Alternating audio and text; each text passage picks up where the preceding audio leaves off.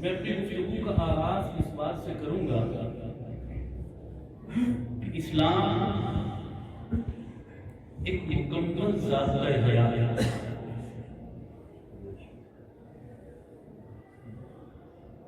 اور اسلام ایک کلی ہے۔ اس کلی کے دو بڑے جز ہیں، ایک جز کو مذہب کہتے ہیں اور دوسرے جز کو سیاست کہتے ہیں۔ پھر دوہراتا ہوں، میری ساری باتیں اسی کے ذریعے چلے گئے۔ اسلام ایک کلی ہے اور اس کلی کے دو بڑے جز ہیں، ایک جز کا نام مذہب اور دوسرے جز کا نام سیاست۔ اب کسی کو تھوڑا سا میں کھولتا ہوں تاکہ یہ بنیاد آپ کو سمجھ آ جائے۔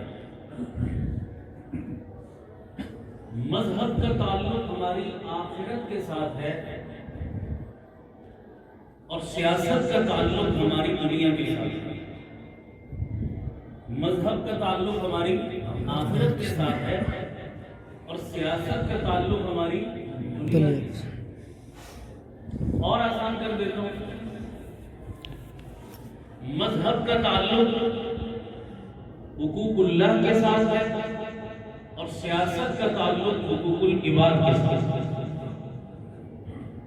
اسلام نے ان دو میں سے ایک چیز کا ہمیں مکلف بنایا یا دونوں حقوق کی ادائیگی کا مکلف بنایا؟ حقوق اللہ کے جہاں ادا کرنے کا ہمیں پابند کیا گیا، وہاں حقوق العباد کو بجا لانے کا بھی کیا کیا گیا؟ بلکہ علماء کی موجودگی میں یہ بات میں کہنا چاہوں گا کہ حقوق اللہ پر بھی حقوق العباد کیا ہے؟ مقدم ہے۔ حقوق اللہ پر حقوق العباد کیا ہے؟ مقدم ہے۔ رب کہتا ہے میرے حق میں کوئی کمی رہ گئی میں جس کی چاہوں گا معاف کر دوں گا، لیکن حقوق العباد میں کمی رہ گئی جب تک بندہ معاف نہیں کرے گا میں رب بھی معاف نہیں کروں گا۔ جب حقوق اللہ پر حقوق العباد مقدم ہیں تو پھر پتہ چلا اسلام کے دو اہم اجزاء سیاست اور مذہب پر بھی کون سی چیز مقدم ہے؟ مذہب اور سیاست دو بڑے جز تھے، ان دونوں اجزاء میں سے مقدم کون سی چیز ہوئی؟ سیاست مقدم ہوئی مذہب سے۔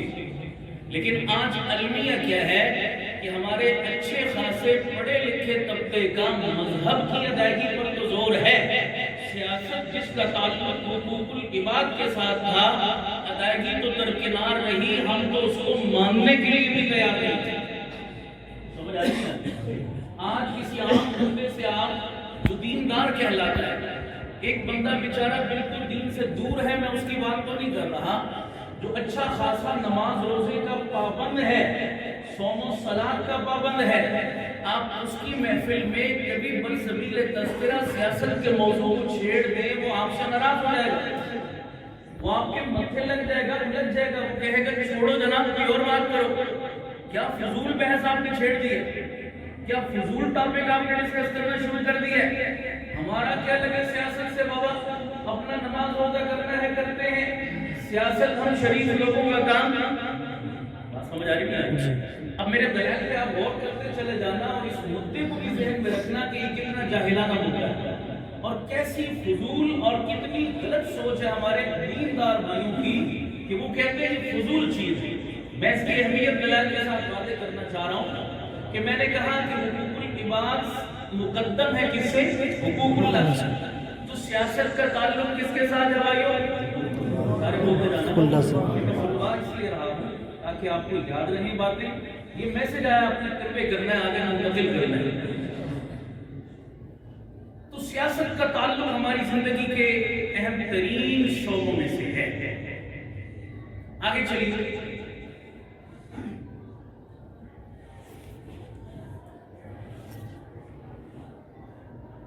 آپ اکثر لوگوں کو دیکھیں، غور کریں، نظر دوڑائیں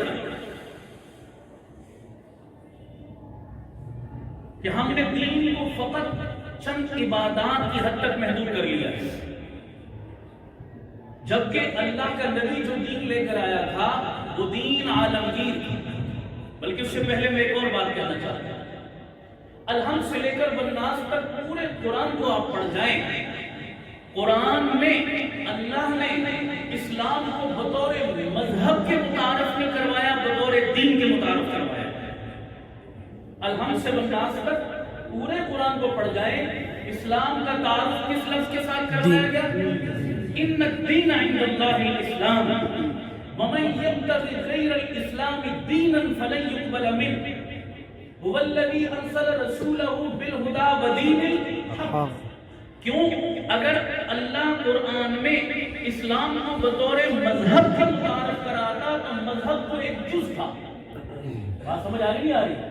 اللہ بطور مذہب کے اسلام کو متعارف کرواتا تو مذہب تو کیا تھا؟ ایک جز تھا، اور جز کل کا احاطہ بولیے سارے، اور اسلام تو ایک عالمگیر مذہب ہے جس میں زندگی کے تمام شعبوں میں ہر طبقے کے انسان کی رہنمائی کی ہے، ہر طبقے کو لے کر چلا ہے، آفاقی مذہب ہے، عالمگیر مذہب ہے۔ تو عالمگیریت کل میں پائی جاتی ہے، جز میں۔ بات سمجھ آ رہی نہیں آ رہی؟ اگر مذہب کے ساتھ تعارف کروایا جاتا تو یہ ادھورا تعارف ہوتا۔ اس لیے میں کہہ رہا ہوں پورے قرآن میں اسلام کو بطور مذہب کے نہیں پیش کیا گیا، بطور دین کے پیش کیا گیا، اور دین میں جہاں اور تمام شعبے آتے ہیں ان شعبوں میں سیاست بھی ہوتی ہے۔ ایک نکتہ یہاں پر اور عرض کرتا ہوں، ہم کہتے ہیں کہ مسجد ہے، تو مسجد میں ایک چیز ہے یا بہت ساری چیزیں؟ بہت ساری، سارے بولیے، بہت ساری چیزیں ہیں جناب۔ مسجد میں یہ صف بھی ہے، یہ قالین بھی ہے، یہ لاؤڈ اسپیکر بھی ہے، یہ ممبر بھی ہے، محراب بھی ہے، مینار بھی ہے، اور بہت سارے لوازمات ہیں، جزیات ہیں۔ ان تمام جزیات کے مجموعے کو ہم کیا کہتے ہیں؟ مسجد کہتے ہیں۔ اب کوئی مسجد کے کسی ایک جز کا انکار کر دے، چاہے زبان سے انکار کرے، چاہے اپنے عمل سے انکار کرے، کسی ایک جز کی نفی کر دے، تو جز کی نفی کس کی نفی ہوتی ہے؟ بولیے، کل کی نفی۔ بولیے، سمجھ آ رہا نہیں آ رہا؟ جز کی نفی کس کی نفی ہے؟ کل کی نفی ہے۔ آپ کہیں گے ان تمام اجزاء کے مجموعے کو مسجد کہیں گے، اس میں سے کسی جز کو انکار کر دو، کاٹ کر الگ کر دو تو مسجد مکمل نہیں رہے گی۔ ہر بندہ کہے گا نامکمل مسجد ہے، ادھوری مسجد ہے، ابھی تک مکمل نہیں کہ اس کا محراب نہیں بنا، ابھی تک مکمل نہیں کہ اس کا مینار نہیں بنا، ابھی تک مکمل نہیں کہ اس کا ممبر نہیں بنا۔ بات سمجھ آ رہی نہیں آ رہی؟ تو جیسے جز کا انکار کل کا انکار ہے، ایسے ہی دین اسلام دین ایک کل تھا، اور جہاں نماز اس کا جز ہے، روزہ اس کا جز ہے، حج اس کا جز ہے، جہاد اس کا جز ہے، تبلیغ اس کا جز ہے، تزکیہ اس کا جز ہے، خانقاہ اس کا جز ہے، مدرسہ اس کا جز ہے، قال اللہ قال الرسول اس کے اجزاء ہیں۔ یہ تمام اس دین کے اجزاء ہیں۔ اسی طرح سیاست اور حکومت بھی اس کا جز ہے۔ جیسے دین کے باقی ارکان میں سے کسی رکن کا انکار کرنا پورے دین کا انکار کرنا ہے، اسی طرح اسلامی نظام حکومت اور سیاست کا انکار کرنا پورے دین اسلام کے انکار کرنے کے برابر ہے۔ بات سمجھ آ رہی نہیں آ رہی؟ اس لیے جہاں دین کے باقی شعبوں کو ہم تسلیم کرتے اور مانتے ہیں تو ہمیں ماننا چاہیے نماز روزے کے ساتھ ساتھ اسلام کا نظام حکومت اور سیاست بھی پیغمبر نے کیا بھی ہے، سکھایا بھی ہے اور بتایا بھی ہے۔ سمجھ آ رہی ہے آپ؟ اس کو ماننا ضروری ہے، ورنہ فقط تصور عبادت دنیا کا کون سا مذہب ہے جس میں نہیں پایا جاتا؟ وہ الگ بات ہے کہ عبادت کا کنسپٹ الگ الگ ہے۔ کوئی بھگوان کہہ کے اس کو پوج رہا ہے، کوئی کسی بت کے سامنے ماتھا ٹیک رہا ہے، کوئی اس کو کرشنا کہہ کے پوج رہا ہے، کوئی پرماتما کہہ کے پوج رہا ہے، کوئی گاڈ کہہ کے پوج رہا ہے، کوئی کچھ کہہ کے پوج رہا ہے، لیکن پوجا تو پائی جا رہی ہے نہیں پائی جا رہی؟ اور یہ سارے، لیکن اگر صرف عبادت کے تصور سے اسلام کا کمپیریزن اور تقابل دیگر مذاہب کے ساتھ کرو کہ ہم آ کر مسجد میں خدا کی پوجا کرتے ہیں، اور ایک عیسائی جاتا ہے گرجے میں اپنے معبود کی پوجا کرتا ہے، ایک سکھ جاتا ہے اور اپنے گردوارے میں اپنے معبود کی پوجا کرتا ہے، ایک ہندو جاتا ہے اور اپنے مندر میں اپنے بھگوان کی پوجا کرتا ہے، ایک یہودی جاتا ہے اور اپنے عبادت خانے میں اپنے جو ہے وہ خدا کی پوجا کرتا ہے، ایک مجوسی جاتا ہے اور اپنے معبد میں اپنے معبود کی پوجا کرتا ہے، اور ایک مسلمان آتا ہے اور مسجد میں اپنے رب کی خانے سے باہر نہ عیسائی اپنے مذہب کو کوئی اہمیت دے رہا ہے، نہ یہودی دے رہا ہے، نہ ہندو دے رہا ہے، نہ سکھ دے رہا ہے، نہ پارسی اور مجوسی دے رہا ہے، اور نہ مسلمان مسجد کے دروازے سے باہر جا کر اپنے مذہب کو اور اپنے دین کو کوئی اہمیت دینے کے لیے تیار ہے۔ تو بتائیے اسلام میں اور باقی مذاہب میں فرق رہ گیا؟ نہیں۔ سارے بولیے کوئی فرق ہے؟ کامن ہو گئے نا، سارے مشترک ہو گئے کہ تصور عبادت تو ان مذاہب میں بھی تھا، تصور عبادت تو اسلام میں بھی تھا۔ انہوں نے اپنے عبادت خانوں میں جا کر اپنے معبود کو پوج لیا، ہم نے اپنے عبادت خانے میں آ کر اپنے رب کی عبادت کر لی۔ باہر وہ بھی آزاد، باہر میں اور آپ بھی آزاد، کافر میں اور ہم میں کوئی فرق رہ گیا؟ اسلام کی آفاقیت کہاں گئی؟ اسلام کی عالمگیریت کہاں گئی؟ اسلام کی جہاں بانی اور جہانگیری کا تصور کہاں گیا بابا؟ جہانگیری صرف مسجد کی چار دیواری تک تو نہیں آ سکتی، جہانگیری تب آئے گی جب اسلام مارکیٹ میں بھی ہوگا، جب اسلام بازاروں میں بھی ہوگا، جب اسلام پارلیمنٹ میں بھی ہوگا، جب اسلام عدلیہ میں بھی ہوگا، جب اسلام مقننہ میں بھی ہوگا، جب اسلام قانون نافذ کرنے والے اداروں میں بھی ہوگا، جب اسلام کرسی اقتدار میں بھی ہوگا، جب اسلام شرق و غرب میں بھی ہوگا، تب اسلام کی آزادیت نمودار ہوگی یا نہیں ہوگی؟ سارے بولو۔ میرے نبی فقط اسلام کو عبادت گاہوں تک محدود کرنے کے لیے لے کر آئے تھے؟ بولو سارے نہیں، بولو سارے نہیں، آفاقی مذہب لے کر آئے تھے، سارے جہانوں پر راج کرنے کے لیے آیا تھا یہ اسلام، فقط مسجد کی چار دیواری تک محدود ہو کر 5 نمازیں ادا کرنے کے لیے نہیں آیا تھا۔ اور اگلی بات ایک بڑی اہم ہے جو کہنے لگا توجہ سمجھو، آج اسی سوچ نے مجھے اور آپ کو سب سے بڑا نقصان پہنچایا۔ ہم نے بھی اسلام کو فقط کہاں تک محدود کر لیا؟ نماز روزے تک، پوجا پاٹ تک محدود کر لیا۔ بس رمضان کا مہینہ آیا، روزے رکھ لو، دن کی 5 نمازیں پڑھ لو، زندگی میں ایک حج عمرہ کر لو، بچے جوان ہو جائیں تو ان کی شادیاں کر لو، روزی روزگار کا انتظام کر دو، بس جی میری نجات کے لیے اتنا کافی ہے۔ میں پکا ٹھکا مسلمان ہوں، تسبیح ہر وقت میرے ہاتھ میں ہوتی ہے، روزانہ ایک پارہ قرآن کی تلاوت کر لیتا ہوں، اللہ کی ضربیں بھی لگا دیتا ہوں، بس میرے مسلمان ہونے کے لیے اور میری نجات کے لیے اتنا سرٹیفکیٹ کافی ہے۔ عام مسلمان کا یہی کنسپٹ ہے یا نہیں ہے؟ میں انکار نہیں کر رہا خدا نخواستہ کہ نماز روزے کی کوئی اہمیت نہیں، تسبیح تلاوت کی کوئی اہمیت نہیں ہے، خدا کی قسم یہ چیزیں اپنی جگہ بڑی اہمیت کی حامل ہیں، لیکن میں نماز پڑھتا ہوں، میں روزہ رکھتا ہوں، میں حج کرتا ہوں، میں زکوٰۃ دیتا ہوں، میں تسبیح پڑھتا ہوں، میں اللہ کی ضربیں لگاتا ہوں، ان تمام کا تعلق میری ذات کے ساتھ ہے یا معاشرے اور سوسائٹی کے ساتھ ہے؟ بولیے میری ذات کی حد تک ہے یہ کل چیز، اس کا فائدہ تو شاید میرے پڑوسی کو بھی نہیں پہنچ رہا، میرے اپنے بچوں کو بھی پوری طرح نہیں پہنچ رہا، جائے کہ پوری سوسائٹی پر اس کے اثرات مرتب ہوں۔ اسلام تو پوری سوسائٹی اور پورے معاشرے کو ساتھ لے کر چلنے کی تلقین کرتا ہے۔ اور اس سے اگلی بات کرتا ہوں، مجھے بتائیے اللہ تعالیٰ قرآن میں کیا کہتا ہے؟ وَالَّذِي أَرْسَلَ رَسُولَهُ بِالْهُدَىٰ، وہ ذات جس نے اے نبی آپ کو حق دے کر دنیا میں مبعوث کیا، وَدِينِ الْحَقِّ، دین حق، مذہب حق نہیں بولا، کیا بولا؟ دین حق۔ دین حق کو دین کا تصور ذہن میں رکھیے، دین حق دے کر دنیا میں مبعوث کیا، لیکن ڈیوٹی کیا لگائی آپ کی؟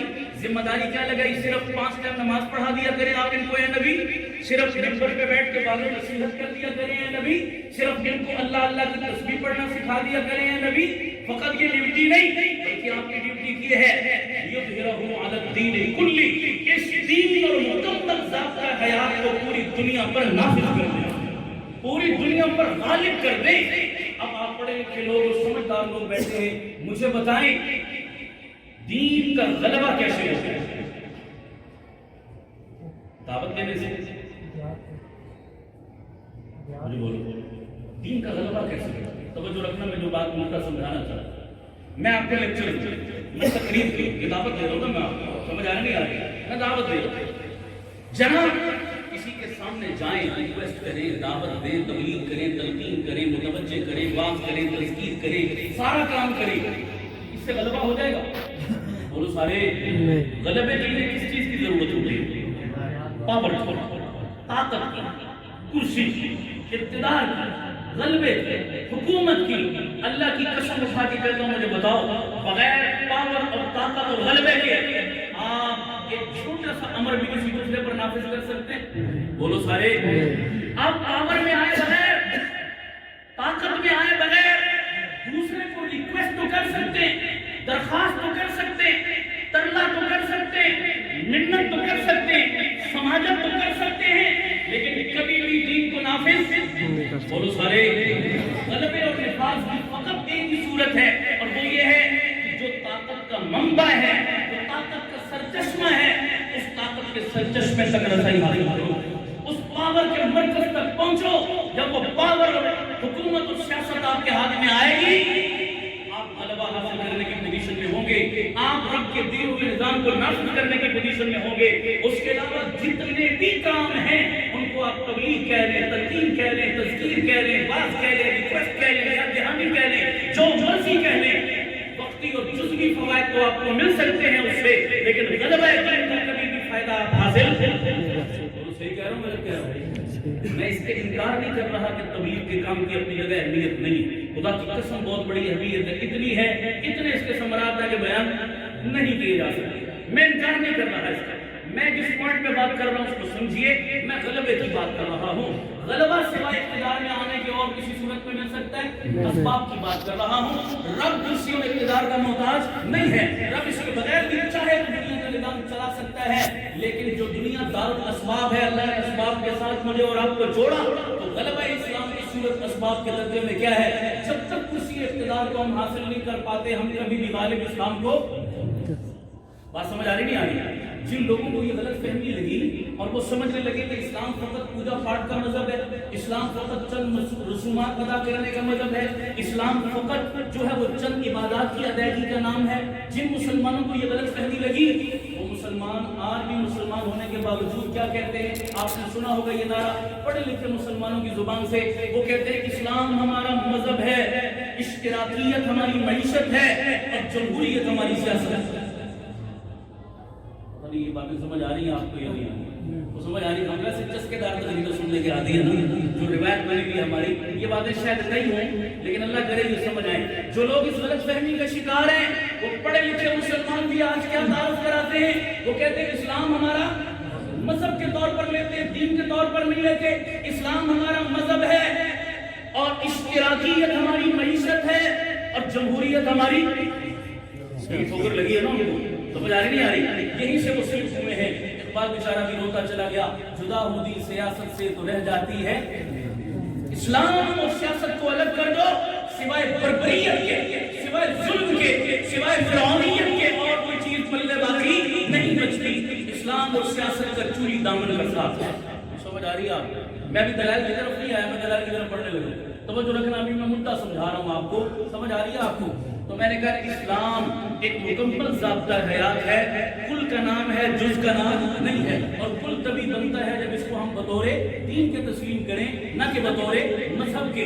مذہب کو مانتے ہیں ہم، بطور جز کے مانتے ہیں، بطور کل کے نہیں مانتے۔ جز میں جہاں اور چیزیں ہیں وہاں ایک اہم جز سیاست بھی ہے، ایک جز کا انکار کل کا انکار ہے، تو سیاست کا انکار بھی گویا کس میں انکار ہے؟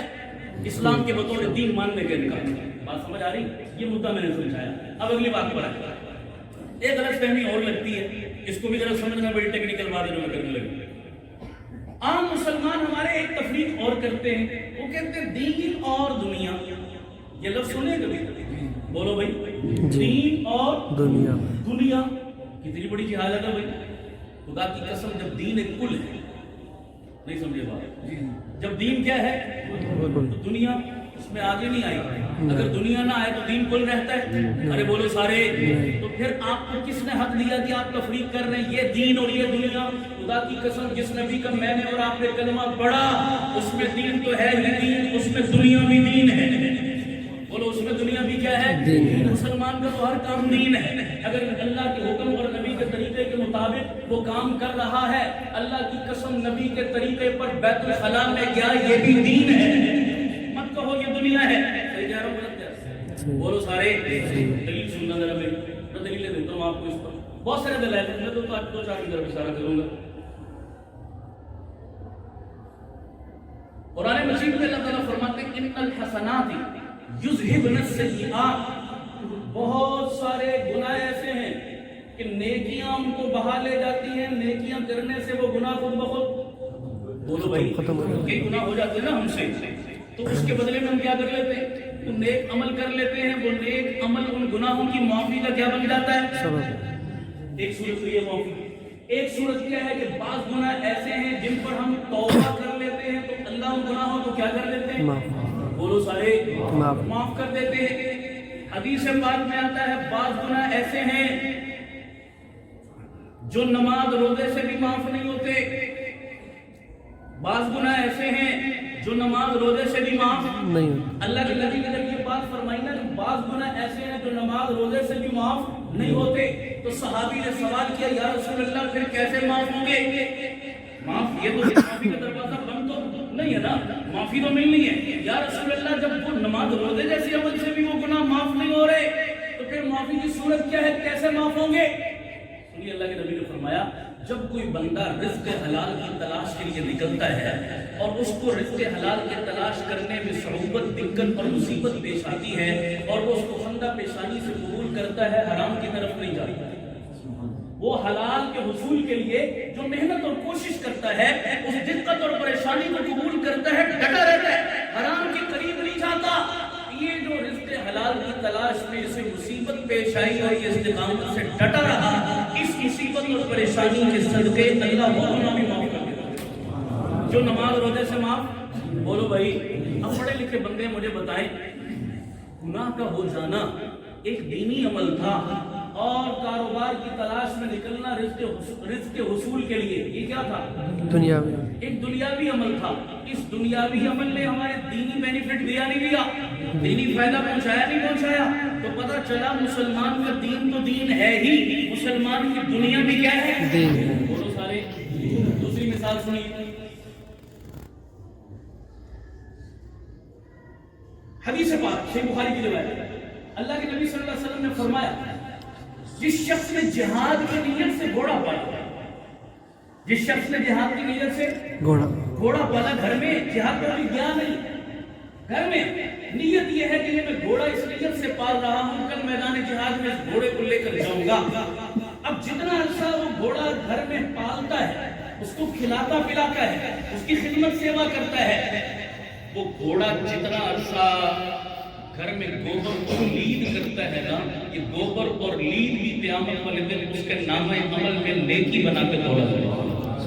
اگرچہ زندگی میں وہ ایک بار بھی جہاد کے لیے نہیں گیا، نیت تھی مگر موقع زندگی میں ملا ہی نہیں، گیا نہیں، مگر ساری زندگی اس نے نیت یہی کی کہ گھوڑا جہاد پر لے کر جاؤں گا۔ گھوڑے کا گوبر اور لید بھی اس کے ہاتھ میں کیا بن گیا؟ بولو سارے، نیکی بن گیا، نجات کا ذریعہ بن گیا۔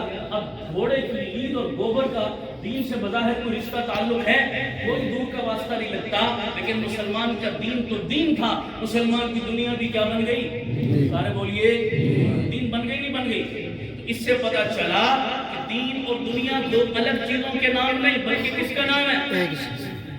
بولو بولو ایک ہی چیز کا، بولو کس چیز کا نام ہے؟ یہ تو ہم تفریق کرتے ہیں نا، دین الگ دنیا الگ، تو ایسے ہے جیسے ہم کہتے ہیں جناب گرمی یا سردی، روٹی یا پانی، یہ تو دو الگ الگ چیزیں ہیں، دو الگ الگ ضدیں ہیں۔ روٹی کا پانی سے، پانی کا روٹی سے کوئی تعلق نہیں، گرمی کا سردی سے، سردی کا گرمی سے کوئی تعلق نہیں۔ تو ہم اسی تناظر میں کہہ رہے ہوتے ہیں اسلام یا حکومت، اسلام یا سیاست، اسلام یا اقتدار، گویا ہمارے تعارضوں میں جیسے روٹی اور پانی دو الگ چیزوں کے نام ہیں، آپس میں کوئی مناسبت نہیں، گرمی اور سردی دو الگ چیزوں کے نام ہیں، ان کا دور دور تک کوئی جوڑ نہیں۔ ایسے ہی اسلام اور سیاست شاید دو الگ چیزوں کا نام ہے، کوئی جوڑ نہیں۔ میں نے کہا دونوں ایک ہی چیز کے نام ہیں، دین کل ہے اور اسی کے لیے جز ہے، اور اس جز کا حصہ ہے اسلام بھی اسی کا جز ہے، سیاست بھی اسی کا جز ہے۔ سیاست کے بغیر اسلام مکمل نہیں ہو سکتا۔ تو مسلمان کے لیے دین اور دنیا دو الگ چیزیں ہوئی یا ایک ہی چیز ہوئی؟ سارے بولو ایک ہی چیز۔ سمجھ آ رہی ہے بات؟ سب کو سمجھ آ رہی ہے؟ آگے چلیے ذرا۔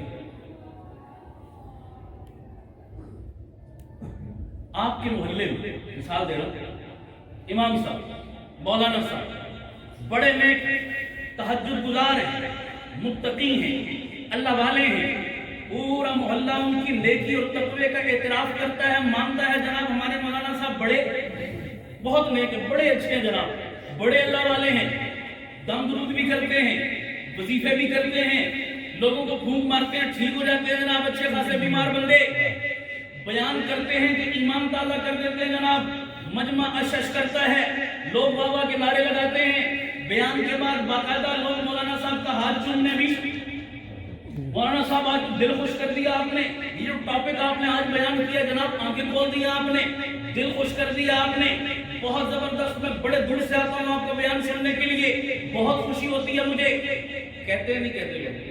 بولو نا یار، اچھی بات ہے، کہنا چاہیے. اپنے علماء کی قدر ہم نہیں کریں گے تو کون کرے گا؟ کرنا چاہیے، اس سے زیادہ کرنا چاہیے. میں انکار نہیں کرتا، لیکن میں یہ بات کہہ رہا ہوں، وہی مولانا صاحب جنہوں نے کبھی نماز پر بیان کیا، روزے پر کیا، حج پر کیا، زکوٰۃ پر کیا، اللہ اللہ پر کیا، صدقہ خیرات پر کیا، یا معاشرے کی برائیوں پر کیا، ہم نے بڑی تعریف کی، توصیف کی، اور ان کی جو ہے وہ مدح سرائی کی، سارے کام کیے. انہی مولوی صاحب نے کبھی ممبر رسول پر بیٹھ کر سیاست کا تذکرہ چھیڑ دیا. لمبا چوڑا بھی نہیں، سارے کنائے میں دو چار باتیں بیچاروں نے ممبر پہ بیٹھ کے کر دی. اچھا دنیا دار کو تو چھوڑ دو نا، وہ تو بیچارہ دنیا دار ہے، شاید وہ نہ بولے، لیکن میری صف کا پہلا نمازی، 5 ٹائم نماز پڑھنے والا، ماشاءاللہ سنت رسول بھی رکھی ہے، بڑا دیندار بھی ہے پورے محلے میں، سب سے پہلے وہ متھے لگے گا. مجھے معاف رکھنا، میں ایک عمومی بات کر رہا ہوں، سمجھ آئی نہیں آ رہی؟ ایک عمومی بات کر رہا ہوں، شاید میری بات کی آپ تائید کریں. بولیے ایسا ہے یا نہیں؟ استاد جی کسی کڑے پاسے ڈول پہ ہو، چلیے بولے کسی شریف بندے ہو جناب، اچھی خاصی آپ بیان کرتے تھے، بڑا ایمان تازہ ہوتا تھا، یہ آپ نے کیسے شروع کر دیا؟ مولانا صاحب ہمارا کیا شریف بندے کی گندہ سیاست جناب، ہمارا کیا لگے سیاست کے چکر میں اور اس جناب کیچڑ میں ہاتھ مارنا؟ ہم شریف لوگ ہیں، شریف لوگوں کا کام نہیں ہے سیاست.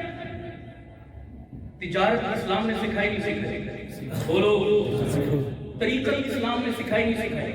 اور بولو سارے، اب طریقت کے نام پر 2 نمبری شروع ہو گئی یا نہیں ہوگی؟ اور 2 نمبر بندے پیر بن بیٹھے. وہ سمجھ آ رہی نہیں آ رہی؟ نہ نماز، نہ روزہ، نہ خدا، نہ رسول، نہ کلمہ، نہ درود، لیکن سیدھی کا لبادہ انہوں نے بھی اوڑا نہیں اوڑا، سب نے اپنی اپنی دکانیں سجا لی. طریقت میرے نبی نے سکھائی، طریقت قرآن کا حکم ہے، طریقت شریعت کا مسلمہ مسئلہ ہے، طریقت سے انکار نہیں، میری مریدی سے انکار نہیں. صحابہ نبی کے مرید تھے، نبی صحابہ کے پیر و مرشد تھے، ہمارے تمام بزرگوں نے یہ کام کیا، یہ تو بڑا سچا اور سچا کام تھا. لیکن آج ہمارے معاشرے میں طریقت کے نام پر 2 نمبری ہو رہی ہے، طریقت کے نام پر بزنس ہو رہا ہے، طریقت کے نام پر کاروبار ہو رہا ہے، طریقت کے نام پر لوگوں کی جگہوں میں لوٹا جا رہا ہے. تو کیا لوگ طریقت کے نام پر 2 نمبری کر رہے ہیں؟ اگر تو ہم ان 2 نمبروں کی نشاندہی کریں گے، ان کو بے نقاب کریں گے، ان کو سائڈ پہ کریں گے، یا طریقت کا انکار کر لیں گے؟ بولو سارے، ہم کہیں گے جناب یہ 2 نمبر ہیں، ان کے چہرے پہ نقاب کرو، اصل چیز کا انکار کیوں کرتے ہو؟ تجارت میرے نبی نے کی نہیں کی، سارے بولو میرے نبی نے خود بزنس کیا نہیں کیا. یہ میرا موضوع نہیں، میں اس پر دلائل دیتا.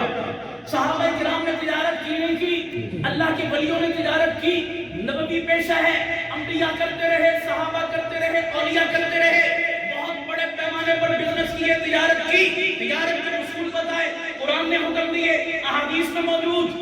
لیکن آج تجارت کے نام پر بتائیے کتنی 2 نمبری، بلکہ 10 نمبری، فراڈ، دھوکے، بے ایمانی، کرپشن، کیا کچھ نہیں ہو رہا مارکیٹوں میں. تو بتائیے ہم تجارت کے ان بے ایمانیوں اور 2 نمبریوں کو بے نقاب کریں گے، ان کی گرفت کریں گے، ان 2 نمبروں کو جو ہے وہ ان کے شکنجہ ٹائپ کریں گے، یا سرے سے اسلام میں تجارت کے تصور کا انکار کر دیں گے؟ بولو سارے. تو جہاں سیاست میں 2 نمبر لوگ آئے، سیاست میں 2 نمبری ہوئی، سیاست میں لوگوں نے گند پھیلایا، سیاست جیسے مقدس نبوی کام کو، اس چہرے کو جہاں لوگوں نے مسخ کیا، تو ہمیں چاہیے یہ تھا ہم ان 2 نمبروں کے چہرے بے نقاب کرتے، ہم ان 2 نمبروں کی گردنیں پکڑتے، ہم ان 2 نمبروں کی 2 نمبریاں معاشرے کے سامنے لاتے. الٹا ہمارے اچھے خاصے دیندار لوگوں نے سرے سے اسلام میں سیاست کے تصور کا کیا کر دیا. بولیے یہ انصاف ہے؟ ارے بولو سارے.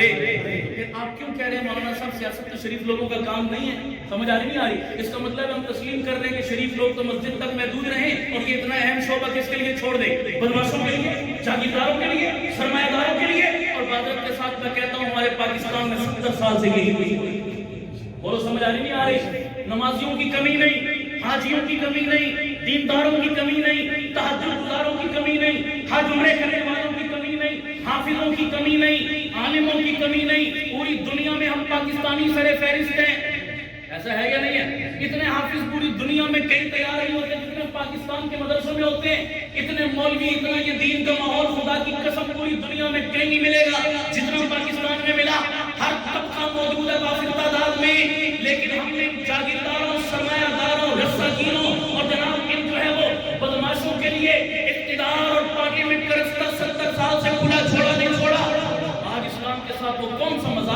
کی قسم جو کلمے کے نام پر بننے والے اس ملک میں اسلام کے ساتھ نہیں کیا اور نہیں کیا جا رہا. سب سے زیادہ مظلوم اگر اس پاکستان میں ہے تو مذہب ہے, سب سے زیادہ دین ہے, سب سے زیادہ داڑھی اور پگڑی مظلوم ہے, باوجود اس کے کہ ہم اکثریت میں اقلیت میں نہیں کرتے.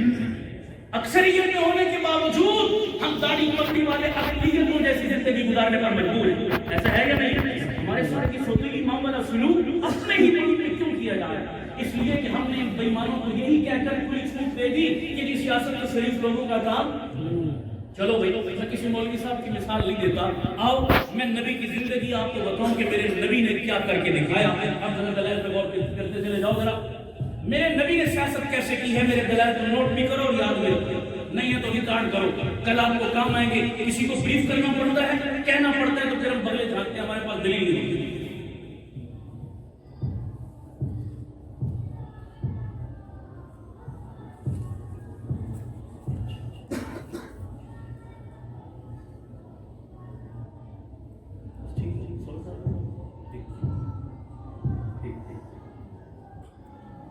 اور میں سمیٹ دیتا ہوں, مفتی صاحب نے میرے کان میں گوشہ کر دیا. دلائل تو بہت سارے تھے, آپ میں سمیٹتا ہوں, لمبا نہیں کرتا, باقی پھر ادھار سے اگلی مجلس میں. یہ شادی تیار ہے جی جی, نماز کے بعد تو پھر موشن موشن جائے گا سب.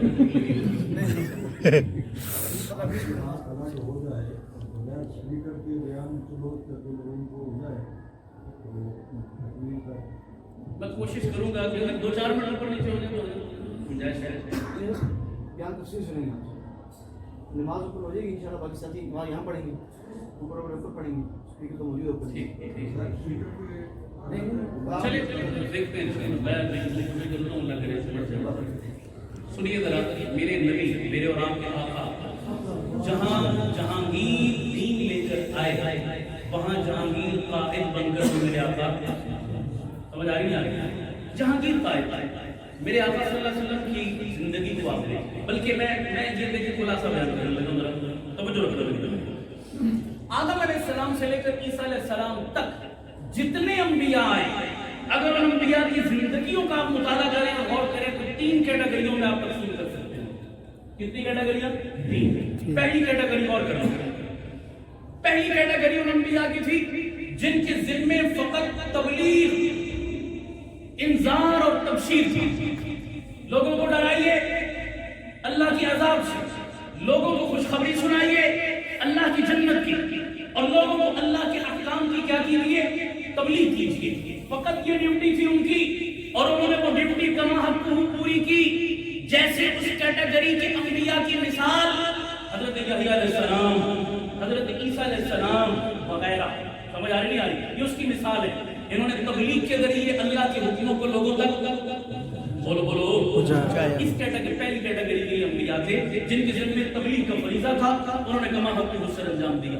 دوسری کیٹیگری کے وہ انبیاء جن کے ذمہ تبلیغ بھی تھی, تلقین اور انذار اور تبشیر بھی تھی, لیکن اس کے ساتھ ایک کام اور بھی تھا. وہ کیا کہ اے میرے نبیوں, صرف تبلیغ نہیں کرنی, باطل کی آنکھوں میں آنکھیں ڈالنی ہے, اور باطل کا چہرہ قوم کے سامنے بے نقاب نہیں کرنا ہے.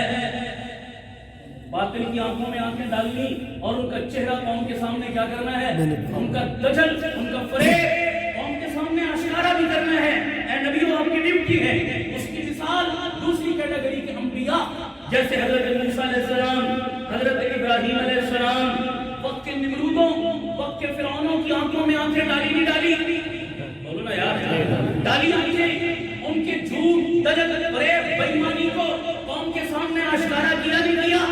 وہ کس کی بہت بھاری قیمتوں نے ادا کرنی پڑی, آپ جانتے ہیں, سمجھدار لوگ ہیں. یہ دوسری کیٹیگری کے انبیاء تھے. توجہ رکھنا, تیسری کیٹیگری کے انبیاء کون سے تھے جن کے ذمہ تبلیغ بھی تھی, تلقین بھی تھی, اور دوسرے کرنے کا کام وقت کے باطل اور جابر حکمرانوں کی آنکھوں میں آنکھیں ڈالنا, ان کو للکارنا, ان کے چہرے کو بے نقاب کرنا, یہ بھی تھا.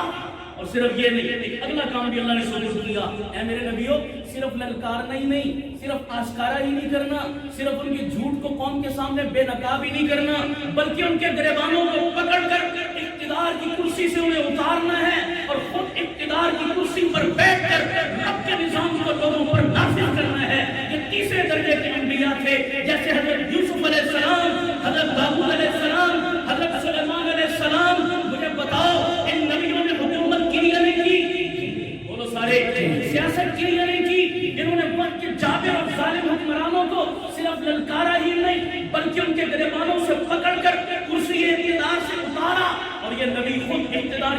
پر بیٹھے یا نہیں بیٹھے؟ اونچی بولو سارے آج اور اونچی بولو انبیاء اقتدار کی کرسی پر بیٹھے. یہ 3 کیٹیگری کے انبیاء ہوئے آدم سے لے کر عیسیٰ تک. یہ میں نے خلاصہ بتا دیا. اب آؤ اس شخصیت کی طرف جو سب نبیوں کا نبی ہوئی. سبحان اللہ. حسن یوسف جمع عیسیٰ یدے بیزداری آنچ مطمع ہمادارن تو تنہا داری. آدم سے عیسیٰ تک تمام انبیاء میں جتنی خوبیاں جمی اکٹھی تھی اللہ نے ان تمام خوبیوں کو ایک محمد کی ذات میں جمع کیا. تو میرے نبی میں جب تمام خوبیاں جمع تو میرے نبی نے تبلیغ بھی کی, تلقین بھی کی, انذار بھی کیا, تبشیر بھی کی اور وقت کے ظالم اور جابر حکمرانوں کی آنکھوں میں آنکھیں بھی ڈالی. وقت کے بو جہلوں کو للکارا, وقت کے بو لاہبوں کے چہرے سے نقاب الٹے, ان کی حیثیت قوم کو بتائی اور صرف کسی پر اکتفا نہیں کیا. میرے نبی آگے بڑھے اور مدینہ منورہ میں جا کر ریاست مدینہ قائم کی اور اقتدار کی کرسی پر خود بیٹھے اور میرے نبی نے نماز روزے اور حج کی طرح حکومت اور سیاست کر کے امت کو سبق اور نمونہ بولو دیا نہیں دیا. کوئی مئی کا نام ریاست مدینہ کے اقتدار کی کرسی پر میرے نبی کے علاوہ کسی اور کا نام پیش کر سکتا ہے؟ اونچی بولو سارے. تھوڑا اور آگے چلنا میں ایک بات اور بڑی قیمتی کہنے لگا. یہ تو اچھا حضور کی زندگی میں دونوں جھلکیں آپ کو نظر ہیں. آپ سیرت کا مطالعہ کریں نا غور سے, توجہ رکھنا. میں خلاصہ بتا رہا ہوں.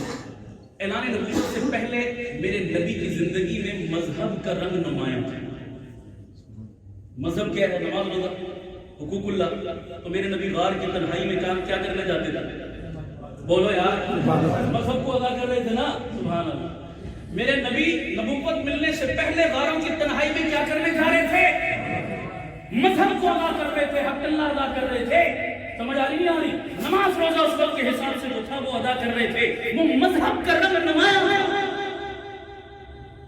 اور نبوت سے پہلے سیاست کا رنگ بھی نمایاں ہے. سنیے ذرا, آپ کو پتا ہے ابتدا سے 2-3 قبیلے بڑے تھے. ایک بنو قریش, ایک بنو قیس, ایک بنو کنانے. یہ 3 بڑے قبیلے تھے. ان کی رقابت, لڑائیاں اور دشمنی بھی آپ حضرات جانتے ہیں. سمجھ آ رہی نہیں آ رہی؟ میرے آقا کی عمر 14 سال تھی. کتنی؟ چلو زبان بھی بیٹھے, اس پر میں غور کرنا میری بات پر. میرے آقا کی عمر کتنی تھی؟ 14 سال تھی ٹوٹل. اور میرے آقا جنگ میں شریک ہوئے, لڑائی میں شریک ہوئے. وہ دور جاہلیت تھی. 14 سال کی عمر میں میرے نبی نے جنگ لڑی تھی جو بنو کنانہ اور بنو قیس اور بنو قریش کے درمیان لڑی جا رہی تھی جنگ. میرے آقا بنو قریش کے طرفدار بن کر لڑائی میں شریک ہوئے اور حضور فرما رہے تھے یارو لڑائی تو تھی ان کی, لیکن میں سمجھتا تھا حق پر بنو قریش تھے, اس لیے میں نے حق کا ساتھ دیا. اب جنگوں میں ٹانگ اڑانا یہ مذہبی معاملہ ہے یا سیاسی معاملہ؟ بولو نا, بالکل سمجھ آ رہی ہے. سیاسی معاملہ. 14 سال کی عمر ہے میرے نبی کی.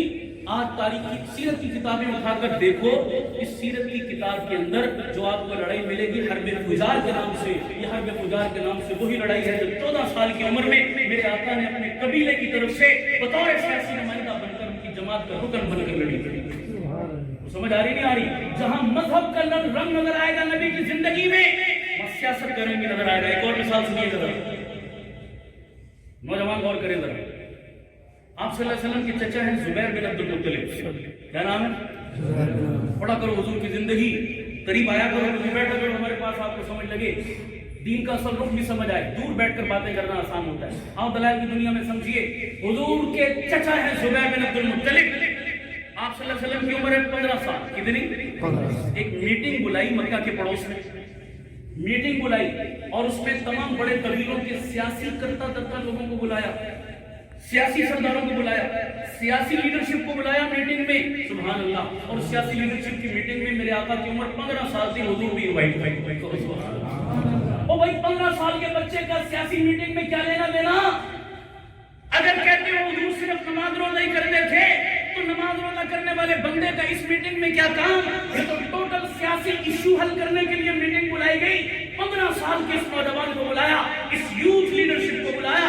میرے آقا فرماتے ہیں میں اس میٹنگ میں شریک ہوا جو زبیر بن عبد المطلب نے بلوائی تھی. اور اس میٹنگ میں کیا مشاورت ہوئی تھی اس کی باقاعدہ شرکیں لکھی ہوئی آج بھی سیرت کی کتابوں میں موجود ہیں. ایک ایگریمنٹ اور معاہدہ ہوا تھا جس معاہدے کو آج بھی سیرت کی زبان میں معاہدہ حلف الفضول کے نام سے جانا جاتا ہے. اور حلف الفضول پڑھتے ہو نہیں پڑھتے؟ پڑھتے ہو, کاش تم نے اس پر غور کیا ہوتا. کاش تم نے اس کو سمجھا ہوتا کہ کیا ہے. طوطے کی طرح رٹا لگا کے تم امتحانوں میں صرف نمبر دے دیے جاتے ہیں. سمجھتے نہیں ہو نبی کی سیرت کیا ہے. یہ معاہدہ حلف الفضول کی شکلیں پڑھو. ان کا خلاصہ یہ تھا کہ ان تمام سیاسی لیڈرشپ نے بیٹھ کر یہ فیصلہ کیا تھا کہ آج کے بعد مکہ میں ہر ظالم کے ساتھ ٹکرائیں گے, ہر مظلوم کا ساتھ دیں گے.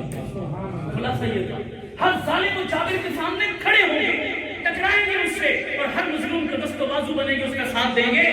اور آج کے بعد کسی باہر کے ڈکٹیٹر کو اپنے مکہ پر مسلط نہیں ہونے دیں گے. میں اپنے لفظوں میں بیان کر رہا ہوں, سمجھ آ رہی نہیں آ رہی؟ باہر سے کسی چودھری کو, باہر سے کسی وڈیرے کو, باہر سے کسی ڈکٹیٹر اور ظالم و جابر کو اپنے مکہ کے اقتدار پر قابض ہوئے, اپنے مکہ کی, اپنے دیش کی, اپنے وطن کی سیاست کو بھی کیا رکھیں گے؟ آزاد رکھیں گے, غلام نہیں بنائیں گے.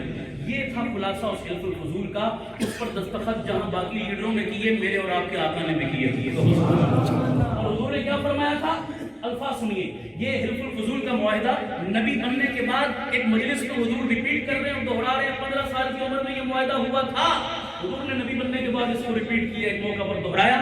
ساتھ ایک جملہ فرمایا, وہ جملہ سننے کے قابل ہے. حضور نے فرمایا, یارو یہ تو اس وقت ہوا تھا, اس طرح کے کسی کام کے لیے مجھ محمد کو آج بھی کوئی بلائے, میں آج بھی آنے کے لیے تیار ہوں.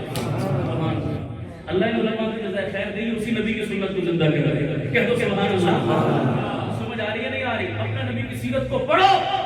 خدا کی قسم کبھی یوں پڑھا ہوتا تو کبھی دیندار بندہ کم از کم یہ اعتراض نہ کرتا جی مولویوں کی لگے سیاست. اب میں آخری بات کہہ رہا ہوں, سنیے گا ذرا. مجھے بتائیں نبی کا وارث کون ہے؟ اسی بولو جن کو سمجھ ہے. علماء کے علاوہ کوئی اور وارث ہے؟ بولو سارے. اچھا یہ وارث دھکے سے خود بن گئے یا اللہ کے نبی بنا کر گئے تھے؟ سارے بولیے. تو وارث اپنے مورث کی تمام چیزوں کا وارث ہوتا ہے یا 2-4 چیزوں کا؟ بولو بولو بولو سارے. تو یہ ممبر کس کی وراثت ہے؟ نبی کی. بولو بولو. مصلی کس کی وراثت ہے؟ محراب کس کی وراثت ہے؟ قرآن و حدیث شریعت کے علوم کس کی وراثت ہے؟ مسجد اور مدرسہ کس کی وراثت ہے؟ نواز شریف, عمران خان کی, بولو جاگیرداروں کی, سرمایہ داروں کی, وڈیروں کی, بڑی مونچھوں اور بڑی گاڑی والوں کی وراثت ہے. اپنے دل پہ ہاتھ رکھو, خدا کی قسم میں یہ سوال نہیں, قیامت والے دن رب نے پوچھ لیا تو بولو کیا جواب دے. اچھا میں ایک بات سمجھاتا ہوں ذرا, ایک اور اینگل سے ذرا سنیے گا. ابھی مثلا عشاء کی نماز کا وقت ہوتا ہے جی. حضرت مفتی صاحب, حضرت مولانا عثمانی صاحب سے فرماتے ہیں جی آپ ہمارے بزرگ ہیں, ہمارے بڑے ہیں, آج عشاء کی نماز آپ امامت کروائیں, آپ کہہ رہے ہیں, آپ کو قبول ہے؟ بولو بھائی, کسی بندے کو اعتراض ہوگا؟ جی بڑے ہیں, عالم ہیں, بزرگ ہیں, عزت کے لائق ہیں, ان کو مصلی پہ لانا چاہیے جناب, امامت کروائیں ہمیں عشاء کی.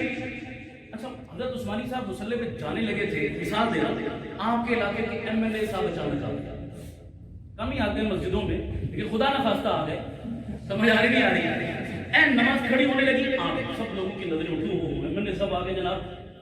تو نمازی کہنے لگے مفتی صاحب یہ مولوی تو روز ہی آتے رہتے ہیں, روز مولویوں کے پیچھے پڑتے ہیں جناب. یہ بھی ہمارے لیے قابل احترام ہے, اتنی بڑی ہستی ہے, ہزاروں ووٹ ان کو ملے ہیں, سمجھ آ رہی, اور بڑی عزت ہے, بڑا نام ہے علاقے میں. تو آج ان کی عزت کا تقاضا ہے جناب, روز پڑھتے ہیں آپ کے پیچھے, آج MLA صاحب کو آگے کر دو, آج ہمیں نماز پڑھا دے, قبول ہے؟ بولو سارے نکل گئے. کسی ایک بندے کو قبول ہے کسی درجے میں؟ یار اتنی بے مربت بھی اچھی نہیں ہوتی, وہ مربت بھی ہوتی ہے, اخلاقیات ایٹیکیٹس بھی ہوتے ہیں جناب. آج ان کو آگے کر دو, کیا فرق پڑتا ہے؟ چلے گا؟ بولو. آپ کہیں گے MLA صاحب آپ کی عزت اپنی جگہ, احترام اپنی جگہ, رسپیکٹ اپنی جگہ. اگر وارثوں کی لسٹ میں کہیں آپ کا نام آتا ہے 100 بسم اللہ آ جاؤ مصلی پہ. اگر وارثوں کی لسٹ میں آپ کا نام نہیں, آپ تو آپ رہ گئے, پرائم منسٹر بھی آ جائے, پیچھے ہی آئے گا, آگے نہیں آئے گا. دل پہ ہاتھ رکھو اور مجھے بتاؤ, خدا کی قسم 100 کی ایک بات کرتا ہوں یار, یہ مصلی چھوٹی امامت ہے, وہ کرسی اقتدار بڑی امامت ہے.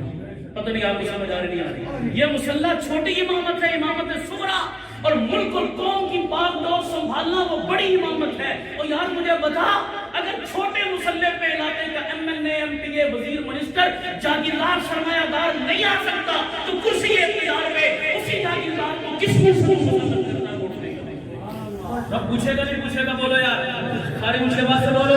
اللہ سوال کرے گا نہیں کرے گا؟ ان چھوٹے مصلی پہ تم نے MLA چھوڑ پرائم منسٹر کو آنے کی اجازت نہیں دی. جب ووٹ کے اس پرچی پر مہر لگانے کی باری آئی, تو نے جاگیردار اور سرمایہ دار کو ووٹ کی پرچی پر مہر لگا کر قوم کے بعد دور سنبھالنے کا اقتدار کس منہ سے بنایا ہے جواب ہمارے پاس.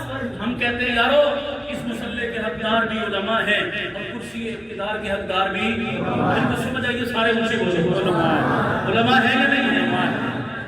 یہاں اگر ان کا ساتھ دیتے ہیں تو وہاں ان کا ساتھ نہیں دینا چاہیے. سیاست کا اسلام سے کوئی تعلق نہیں. میرے نبی نے سیاست نہیں کی. صحیح بخاری کی روایت حضور فرماتے ہیں بنی اسرائیل کے انبیاء سیاست کیا کرتے تھے. صحیح بخاری کی روایت بنی اسرائیل کے انبیاء سیاست کیا کرتے تھے. خاصے دلائل میں نے آپ کو دے دیے شکلی نتیج جہاد سے. امید ہے کافی حد تک آپ کو سمجھ آتی ہوگی. ہاتھ کھڑا کرو جن میں کو میرا موقع سمجھ آئے. اب بنیاد بنی ہے اس سے پہلے یہ بات نہیں سنی. اللہ سلامت. اندر سنت چاہتے ہو آئندہ بھی یہ آواز لگتی رہے. سارے کہہ دو انشاءاللہ. ہمارے گلیوں محلوں میں یہ آواز لگے, ہماری مسجدوں کے ممبروں پر یہ آواز لگے, ہمارے مذہبی طبقے میں یہ آواز لگے. سارے بولو انشاءاللہ. اسلام کا غلبہ چاہتے نہیں چاہتے. نبی کے دین کو گلیوں میں روتا ہوا دیکھنا چاہتے ہو. قرآن اور نبی کی توہین دیکھنا چاہتے ہو. حضور کے دشمنوں کو انتظار میں دیکھنا چاہتے ہو. سارے چاہتے ہو غلبہ تو پھر آؤ ان علماء کا ساتھ دو, ان کا دست و بازو بنو. اسی کے لیے ہم سب کو مفتی صاحب نے یہاں جمع کیا. آگے اس سلسلے کو ہم نے چلانا ہے انشاءاللہ. دو کے ساتھ انشاءاللہ. تنقید کھلے دل برداشت کرو گے. سیاسی بندے کو پھر دل بھی اتنا بڑا رکھنا پڑتا ہے. عورتوں کی طرح نہیں کہ دو باتیں بندی اور پھر بھاگ گئے. جام سے نہیں ہوتا یہ کام. سمجھ آ رہی. ہر بول پر اجر ملے گا انشاءاللہ. ہر تنقید پر نامہ عمل میں لکھی جائیں گی. نماز روزے کی دعوت دینا بڑا آسان ہے. جو دیتا ہے لوگ کہتے ہیں بہت اچھا زندہ باد ہاتھ چھوٹتے. یہ بات کرو گے نا تو انگلیاں اٹھیں گی, پگڑی اچھلے گی, کیچڑ اچھالا جائے گا. آج سب سے زیادہ کیچڑ کس مولوی پر اٹھ رہا ہے؟ سمجھ آ رہی نہیں آ رہی. کیوں اچھل رہا ہے بابا؟ تو ذات کے اعتبار سے تو برا نہیں ہے جناب. اسی لیے اچھل رہا ہے. وہ سیاست اور اقتدار کی بات کرتا ہے, ان کی دم پہ پاؤں رکھتا ہے. سمجھ آ رہی نہیں آ رہی. تو ہمیں اپنے سیاسی علماء کے دست و بازو مضبوط کرنے میں انشاءاللہ